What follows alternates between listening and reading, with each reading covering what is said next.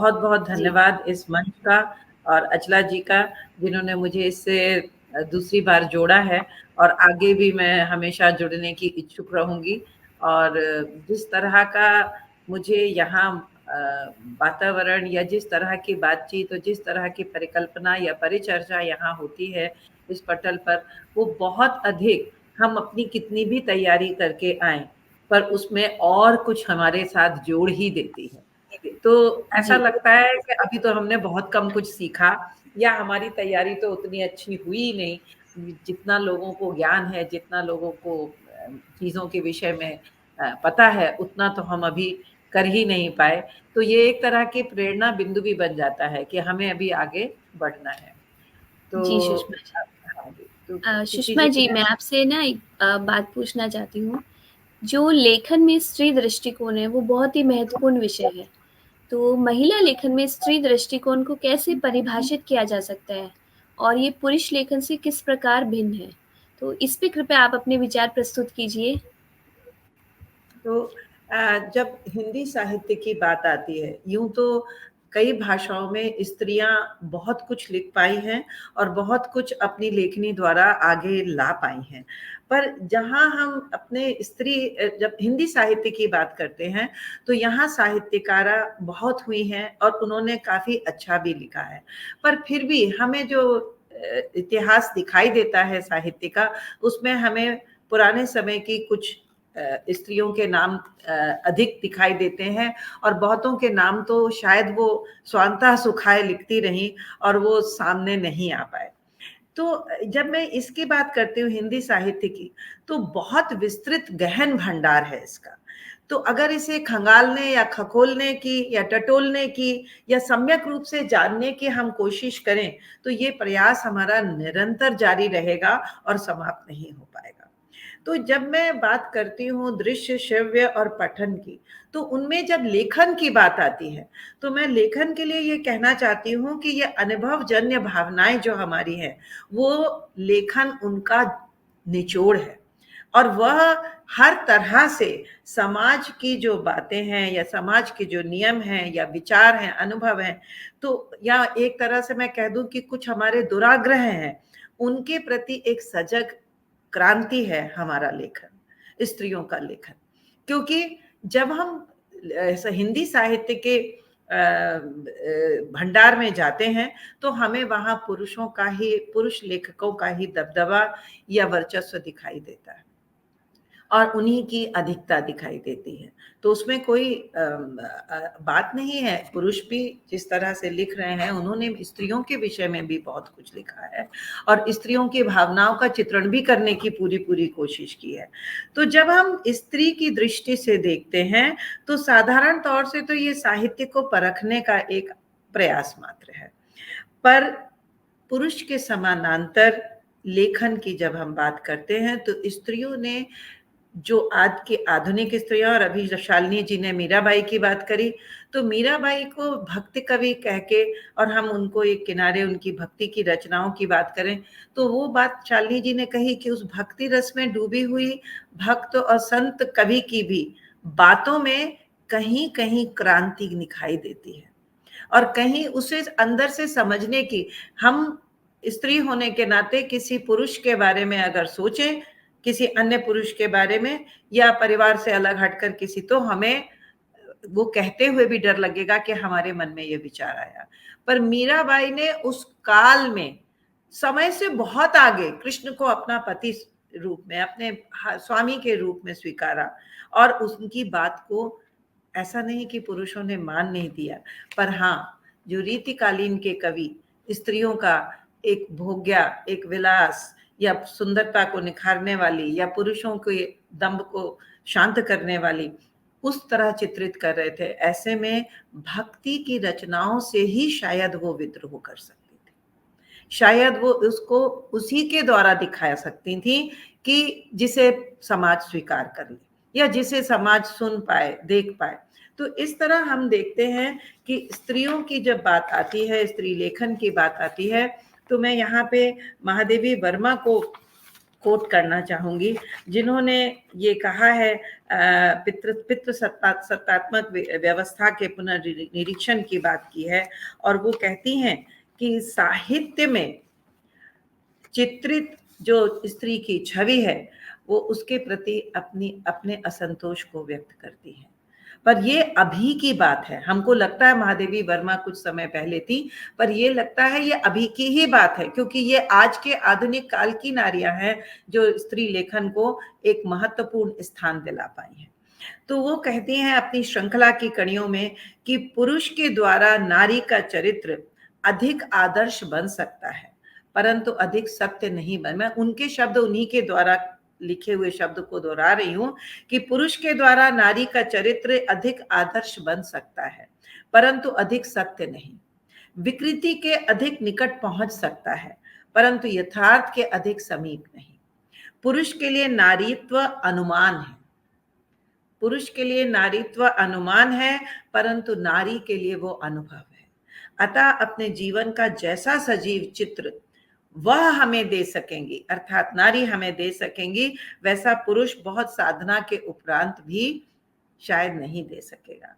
तो यहाँ पे भारतेंदु हरिश्चंद्र की बात को भी मैं कहना चाहूंगी कि वो कहते हैं कि उन्होंने अपने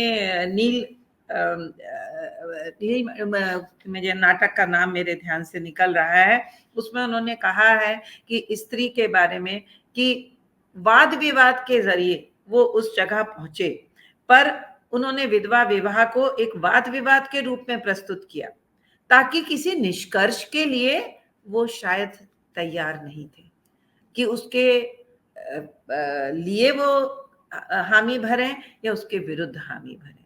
पर वहीं पर मल्लिका देवी ने अपने उपन्यास कुमुदिनी में विधवा का प्रेम विवाह कराकर और विधवा के विवाह को और उसके मन के विचारों को, उसकी भावनाओं को अहमियत दिखाते हुए लिखा है। तो यहाँ स्त्री लेखन जो है वो मन की भावनाओं को समझ कर आया है। तो इस तरह स्त्री की सशक्तता को, उसकी क्षमता को नकार के नहीं चला जा सकता। महान लेखक प्रेमचंद जी, उन्होंने भी निर्मला में अनमेल विवाह को दर्शाया कि जो दहेज के कारण या परिवार की समस्याओं के कारण एक अनमेल विवाह हो जाता है, पर उनकी पत्नी ने उसी विवाह को, उसी को के विरुद्ध साहस में लिखा और स्त्री के की वास्तविक क्षमताओं को दिखाया। तो जब हम स्त्री की दृष्टि से देखते हैं तो साहित्य का एक दूसरा ही रूप हमारे सामने आ जाता है। वो रूप जो स्त्री के अंदर की व्यथा को, अंदर की बात को, अंदर के साहस को, अंदर के मंतव्य को वो बता सकता है।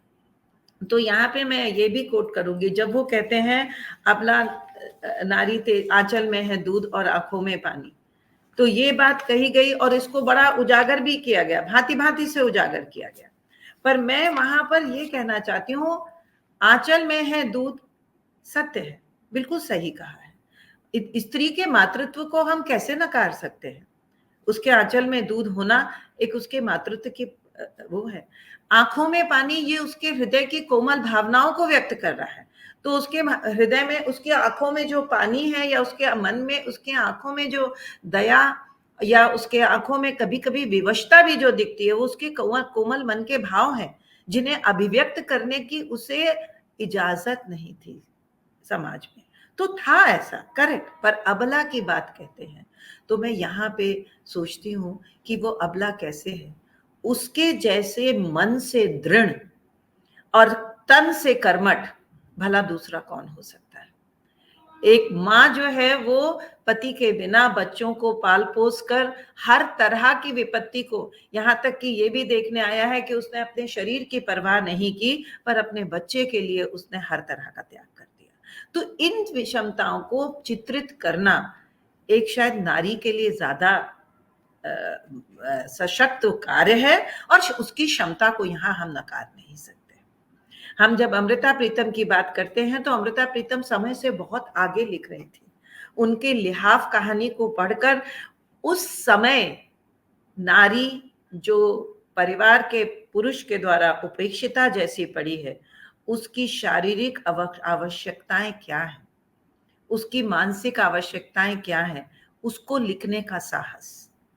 एक बच्ची के नजरिए में वो क्या था जिसे वो समझ भी नहीं पाई कि ये क्या हो रहा है, उसको लिखने की क्षमता, जो आज हम कहते हैं कि गुड टच और बैड टच बच्चों को बताओ, उस चीज के बारे में अमृता प्रीतम जी ने बहुत पहले लिख दिया था।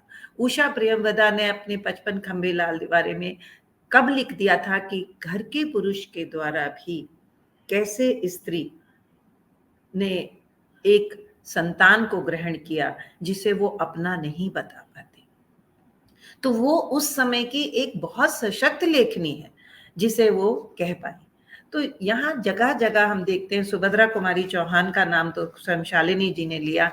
तो इस तरह मैं जब स्त्री दृष्टिकोण से साहित्य को देखती हूँ और हिंदी के साहित्य को देखती हूँ, तो नाम तो अनगिन है, पर बहुत लोगों ने लेखन कार्य किया, बहुत स्त्रियों ने किया, पर उनको पुरुषों के समानांतर उनके रखना मेरे ख्याल में गलत है।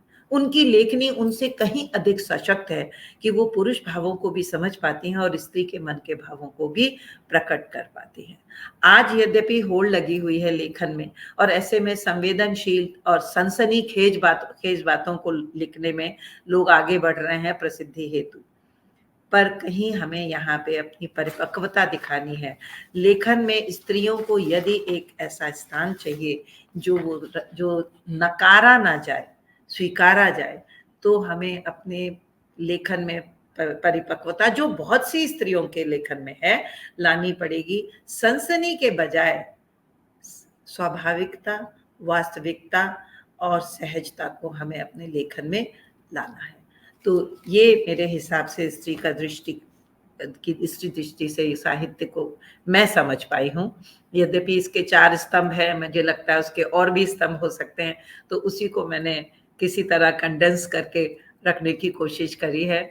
पर सब तरह से देखा जाए तो स्त्री सक्षम है और स्त्री साहित्य में भी सक्षम है। साहित्य में भी जो उसने लिखा है वो दूसरा लिख नहीं पाया है। मैं यहाँ पे एक लेखिका का जिक्र करना चाहूंगी, सुमति लाल सक्सेना। उन्होंने अब से मेरे ख्याल में 45 वर्ष पूर्व, 40-45 वर्ष पूर्व, बल्कि और मैं कहूंगी 50 वर्ष पूर्व, उन्होंने चौथा पुरुष लिखा था, जो धर्मयुग में छपी थी कहानी। चौथा पुरुष मतलब क्या है? एक स्त्री के लिए एक पुरुष ही आवश्यक, के बारे में ही सोचते रहना, जीवन बिता देना, क्या उसके लिए कोई और? हालांकि वो बहुत ही सुंदर कहानी है, पर आप सोचिए कि उस तरह के लेखन का आना, जहां पे परिवार को ही सबसे ज्यादा महत्व दिया जाता है, एक पुरुष की बात, वहां चौथा पुरुष कहानी लिखी जिसमें विभिन्न दृष्टिकोण से स्त्री जो है वो देख रही है। तो बहुत सारी कहानियां हैं, जितना शायद मैंने पढ़ा भी नहीं है। तो स्त्री की दृष्टि से साहित्य बहुत सक्षम है। धन्यवाद सुषमा जी, बहुत ही सुंदर वक्तव्य। और जो आपने कहा, हाँ, स्त्री हर रूप में सक्षम है, चाहे लेखन कार्य हो चाहे अन्य कार्य हो।